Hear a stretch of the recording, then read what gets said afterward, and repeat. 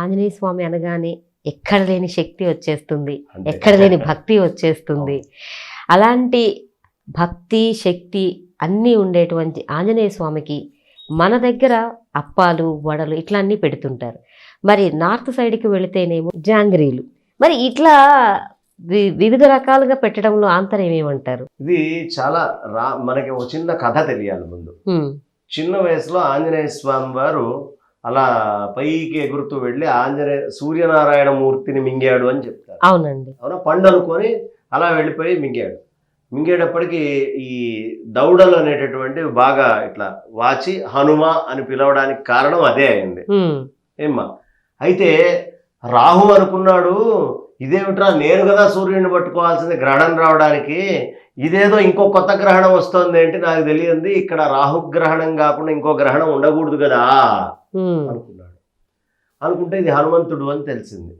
తెలిసినప్పుడు రాహు ఒక మాట అన్నాడు, అయ్యా నీకు ఎప్పుడైతే నిన్ను తలుచుకొని నీకు పూజ చేస్తారో వాళ్ళకు ఉండేటటువంటి రాహుగత దోషాలన్నీ పోతాయి, ఎందుకంటే నా పని నువ్వు కూడా కొంత చేసావు కాబట్టి అన్నాడు. అంటే సరే దాందే ఉంది బ్రహ్మాండం అని ఆ వరం తీసుకున్నాడు. ఈయన వచ్చాడు. ఇప్పుడు మనం ఆయనకి ఏమేమి పెడుతున్నాం, ఇక్కడంతా గారెలు తీసుకొని బాగా బ్రహ్మాండంగా చేసి వడలు చేసి ఆ వడమాల స్వామి మెడలో వేసి పూజ చేస్తాం. వడల్లో వాడే పదార్థం ఏమిటి? మినప్పప్పు. రాహుకి ఇష్టమైనది ఏమిటి? మినప్పప్పు. రాహుగత దోషాలు పోవడం కోసం కదా ఈ కథ మనం చెప్పుకుంది.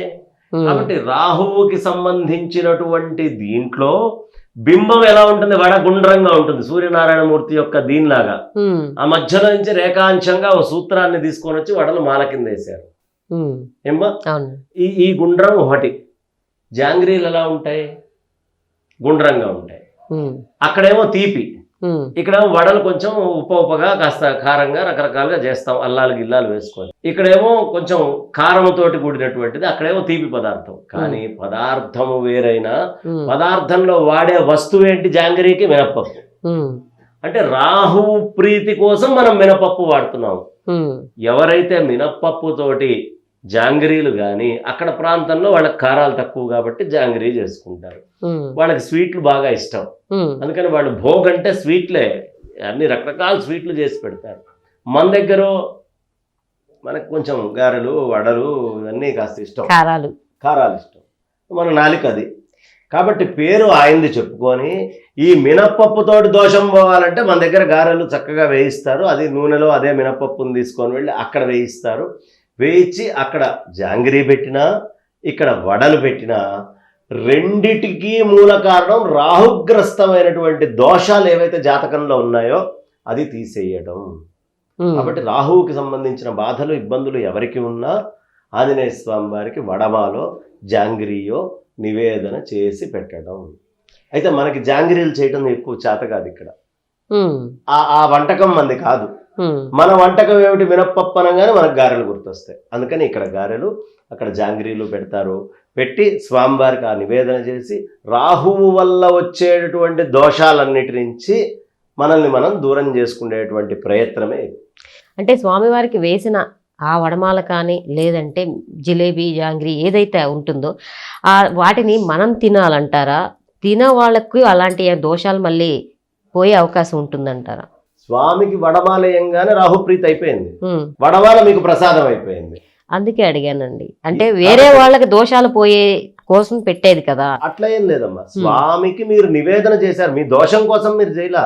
స్వామికి అది ఇచ్చినంత మాత్రానే, ఆ మినప్పప్పుతోటి చేసింది ఇచ్చినంత మాత్రానే మీ దోషం పోయింది. స్వామి దగ్గరికి నుంచి దోషం పోయిన తర్వాత మళ్ళీ అదేమి తిండి పదార్థాన్ని ఆశ్రయించదు. స్వామి ఆ మాల వేసుకొని ఆనందించాడు కాబట్టి ఆ మాల ప్రసాదమైంది, నలుగురితోటి పంచుకొని తినచ్చు. వీడు ఒక్కడే తినాల్సిన అవసరం కూడా లేదు.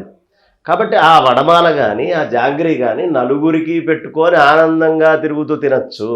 అది పెట్టినంత మాత్రానే ఆ దోషం పోయింది. ఆ దోషం మళ్ళీ గారెల్లోనో జిలేబీలోనో పట్టుకోలే, సందేహం ఉంటుంది కదండి. అంతే, అది ప్రసాదం కింద మారిపోతుంది. ప్రసాదం కాబట్టి అందరూ తీసుకోవచ్చు. చాలా చక్కగా తెలియజేశారండి. చాలా మందికి ఏంటంటే ఏ దేవుడికి ఎటువంటి నైవేద్యాలు పెట్టాలనేది కొంత ఉంటుంది. ఏ దేవుడికి ఏ నైవేద్యం పెట్టినా చివరికి మనమే కదా తీసుకునేది. చాలా చక్కగా కానీ తెలియజేశారు. ఆ దేవుడు కూడా తింటాడమ్మా, ఇదే విశ్వాసం. దాని ఉమ్. సారాన్ని తీసుకొని ఉమ్. దాంట్లో అవసరమైన జ్ఞాన సారాన్ని అందిస్తాడు ఆయన.